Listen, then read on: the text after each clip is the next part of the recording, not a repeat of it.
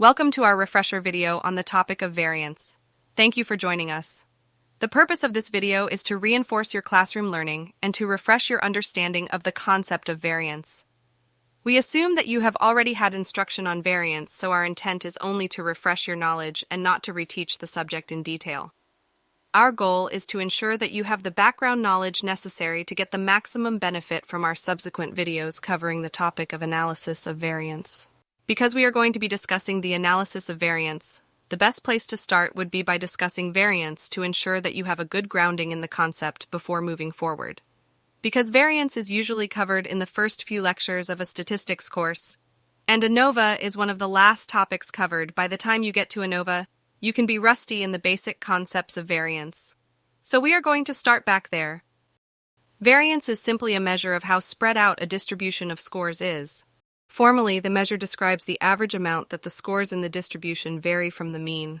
So let's take a quick look at a simulation that will show you what distributions that have different variances actually look like when graphed. The dataset that is being used for this simulation is a normally distributed population of 1,000 scores with a mean of 100. We are now going to change the variance of the population while keeping the mean the same, so you can see how the spread of the distribution changes as we gradually increase the variance of the distribution. We will start with a variance of 0. If a distribution has a variance of 0, that indicates that the scores do not vary at all. In other words, all the scores are the same. In our example, you can see that when we set the variance of the scores to 0, there is only one bar on the histogram which is centered at 100. This is the mean of the population. In this example, all the scores in the population would be 100, and so there is no variance. Now we will gradually increase the variance by 5 units at a time. What this is demonstrating is that as the variance increases, the spread of the distribution gets wider and wider. And if you look at the range of scores on the x-axis, which is labeled population scores, you will see that the range of the scores are also getting wider. With a variance of 5, the range of scores as shown on the histogram has now increased to be approximately between 90 and 105. When the variance reaches 20, the distribution looks wider, and the range of scores is now approximately between 85 and 115. Watch what happens as we continue to increase the variance up to 300. The distribution continually widens and the range of scores continues to increase. This demonstration should give you a better intuitive sense of what the variance of a distribution actually represents. We will be showing you some additional variance simulations later in this program, but we wanted to get you started with this simple demonstration. You have learned in your statistics course that the calculation of a variance depends on whether you are calculating the variance of a population or a sample taken from a population. The formula for the variance of a population is sigma squared equals the sum of x minus mu squared divided by n, where sigma squared equals the variance of the population, x equals a score in the population, mu equals the mean of the population, and n equals the total size of the population.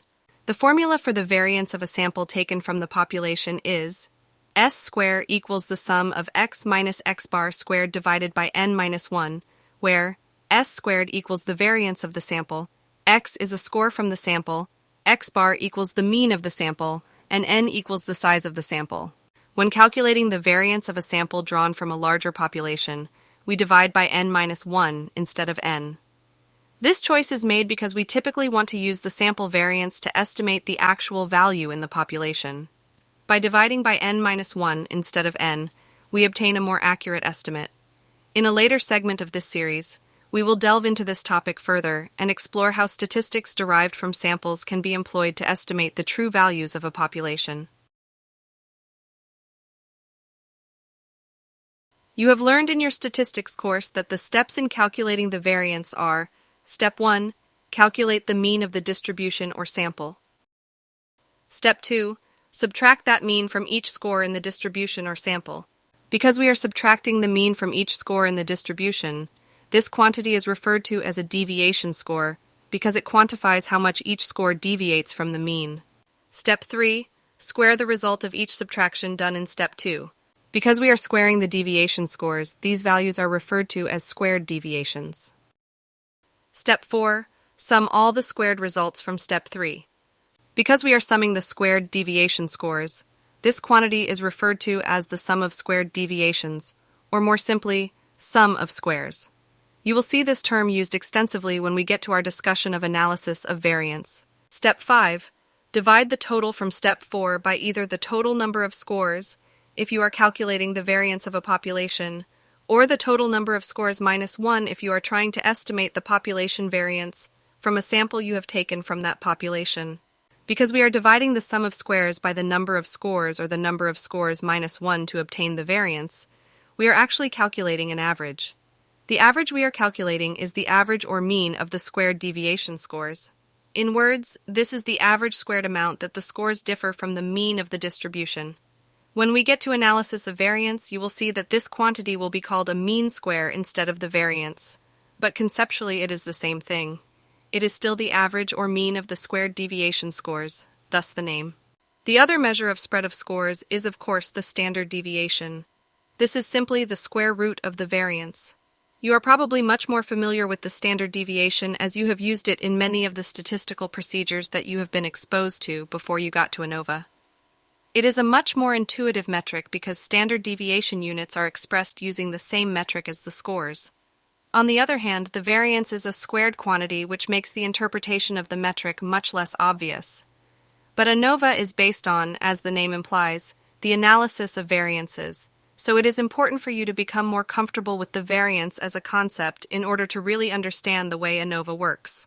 Our simulations are designed to help you with that understanding.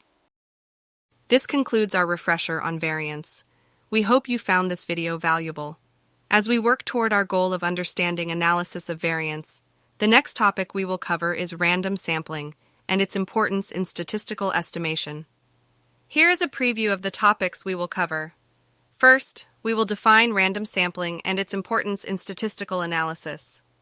We will then discuss the concept of expected value and its significance in statistical estimation.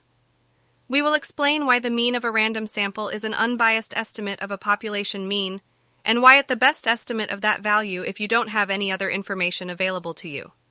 Finally, as we did with variance, we will enhance your understanding of these concepts by demonstrating them using statistical simulations. Thank you for watching.